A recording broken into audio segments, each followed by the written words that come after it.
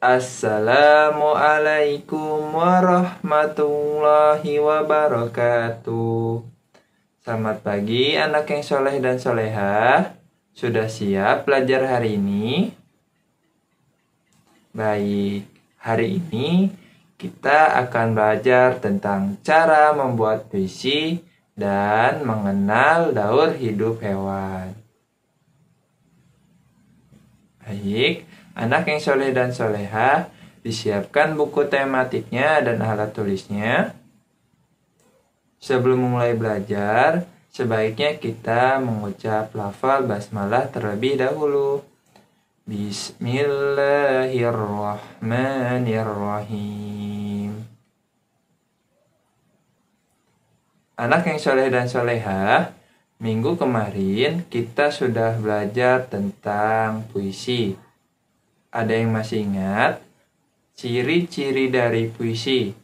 Yaitu ada judul, ada pengarang, dan dalam puisi juga terdapat baris, bait, dan juga rima. Anak yang soleh dan solehah, puisi termasuk salah satu karya sastra. Pada puisi, terkadang dalam setiap katanya terdapat makna yang mendalam. Untuk mengetahui makna dalam puisi, kita harus membacanya secara seksama, memahami setiap baris dan bait pada puisi tersebut.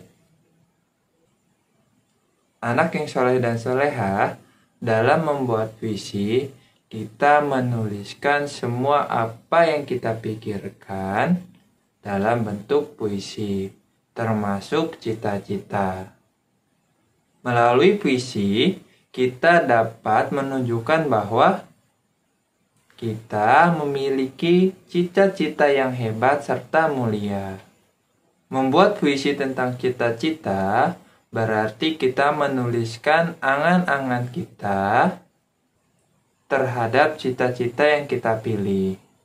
Kita bisa menuliskan alasan kenapa kita memilih cita-cita tersebut, kelebihannya, serta apa yang kita lakukan untuk mencapai cita-cita tersebut.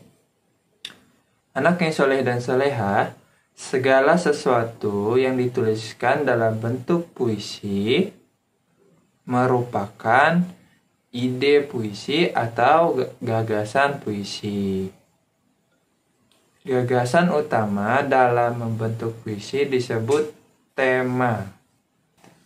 Anak-anak yang hebat, sekarang perhatikan puisi berikut. Kebanggaanku, karya Oktara. Tak ada waktu yang kusia-siakan. Tak ada keluh kesah yang kuucapkan. Semangatku hanya untuk menggapai impian. Menjadi pahlawan cendekia. Mendidik tunas bangsa. Membentuk pribadi yang cerdas dan pantang menyerah. Menjadi kebanggaan untuk Indonesia. Anak-anak yang hebat, ada yang tahu puisi tadi yang Ustadz bacakan bercerita tentang apa? Ya, puisi tadi menceritakan tentang kebanggaan memiliki cita-cita menjadi guru. Dan untuk temanya tentang apa? Betul, yaitu cita-cita menjadi guru. Anak yang soleh dan solehah, dalam membuat puisi ada beberapa hal yang perlu kita perhatikan. Yang pertama, menentukan tema. Tema membantu pengarang untuk membuat puisi tetap dalam lingkupnya. Yang kedua, melakukan observasi. Melakukan observasi bermanfaat untuk mengembangkan imajinasi dan mendapatkan inspirasi. Observasi bisa dengan membaca buku, melakukan perjalanan, atau menyaksikan suatu kejadian. Contohnya, Temanya yaitu tentang guru. Berarti Ananda bisa menyaksikan guru secara langsung atau membaca buku tentang guru. Anak yang soleh dan solehah, adapun cara membuat puisi, yang pertama, siapkan alat tulis. Yang kedua, tentukan tema atau judul puisi yang akan dibuat. Yang ketiga, pilihlah kata yang sesuai dengan tema puisi. Yang keempat, tuliskan puisi yang ingin Ananda buat. Yang kelima, bacalah puisi agar mengetahui kata yang tidak sesuai dan bisa kita perbaiki. Anak yang soleh dan solehah, dalam membuat puisi, kita perlu memperhatikan kata yang ingin digunakan. Yang pertama, gunakanlah kata yang bermakna baik. Yang kedua, gunakan kata pujian atau sesuatu yang indah. Yang ketiga, gunakan kata yang santun. Yang keempat, hindari penggunaan kata menjelekkan, mengejek, atau menghina. Anak yang soleh dan solehah, coba perhatikan gambar berikut. Anak yang soleh dan solehah, pada gambar tadi, manakah hewan yang memiliki perubahan bentuk tubuh pada siklus hidupnya? Betul, kupu-kupu. Ada yang masih ingat bagaimana proses siklus hidup pada kupu-kupu? Yang pertama, berawal dari telur. Kemudian berubah menjadi larva atau ulat. Lalu berubah menjadi kepompong atau pupa. Setelah itu barulah menjadi kupu-kupu. Ini disebut siklus hidup atau perubahan hewan dari kecil hingga dewasa. Anak-anak yang berbahagia, pada daur hidup hewan, ada beberapa yang memiliki perubahan bentuk pada daur hidupnya. Seperti kupu-kupu. Dan ada juga yang tidak seperti kucing. Hewan yang mengalami perubahan bentuk pada proses daur hidupnya disebut dengan metamorfosis. Proses metamorfosis pada hewan terbagi menjadi metamorfosis sempurna dan metamorfosis tidak sempurna. Nah, baik. Anak-anak yang soleh dan solehah, sekarang coba perhatikan gambar berikut. Pada gambar pertama adalah daur hidup dari kecoa. Dan gambar kedua, daur hidup dari nyamuk. Anak yang soleh dan solehah, coba lihat perbedaan daur hidup keduanya. Keduanya sama-sama memiliki fase atau tahap telur.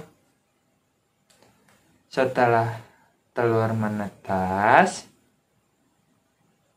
pada kecoa sudah mirip seperti induknya. Sedangkan pada nyamuk tidak sama dengan induknya. Pada tahap selanjutnya, kecoa sudah hampir mirip dengan induknya. Hanya saja belum mempunyai sayap. Dan pada tahap ini disebut dengan nimfa. Sedangkan pada nyamuk disebut dengan pupa atau kepompong. Barulah pada tahap selanjutnya, keduanya menjadi dewasa.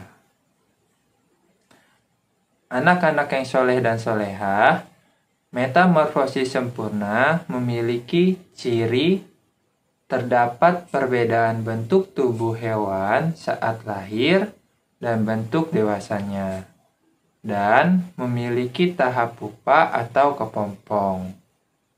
Sedangkan metamorfosis tidak sempurna, setelah telur menetas, bentuk tubuh hewan tersebut mirip dengan induknya dan tidak memiliki tahap kepompong. Anak yang soleh dan solehah, jadi pada gambar ini mana yang mengalami metamorfosis sempurna dan yang tidak sempurna? Ya, betul. Katak mengalami metamorfosis tidak sempurna dan nyamuk mengalami metamorfosis sempurna. Anak yang soleh dan solehah, masih banyak contoh hewan yang memiliki proses metamorfosis sempurna maupun yang tidak sempurna, baik di lingkungan sekitar kita maupun di tempat yang lain. Ananda di rumah bisa mencari tahu dengan membaca buku atau mengobservasi hewan-hewan tersebut.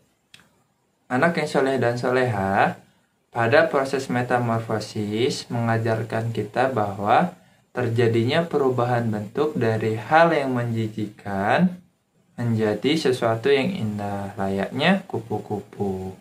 Begitu pula pada kehidupan kita.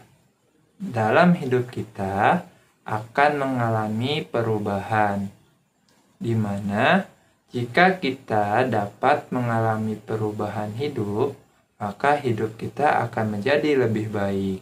Namun sebaliknya, jika kita tidak mencoba melakukan perubahan hidup, maka hidup kita tidak berarti. Proses metamorfosis memperlihatkan tanda-tanda kebesaran Allah Subhanahu wa Ta'ala. Allah Subhanahu wa Ta'ala menciptakan segala sesuatunya penuh makna dan tidak sia-sia. Anak yang soleh dan solehah, hari ini kita sudah belajar tentang cara membuat puisi dan mengenal daur hidup hewan dan metamorfosis sempurna dan tidak sempurna, serta contoh-contoh hewannya. Semoga Ananda dapat memahami pelajaran hari ini. Baik, mari kita tutup pelajaran hari ini dengan mengucap lafal hamdalah. Alhamdulillahi Rabbil Alamin. Ustadz mohon maaf jika ada kesalahan. Wassalamualaikum warahmatullahi wabarakatuh.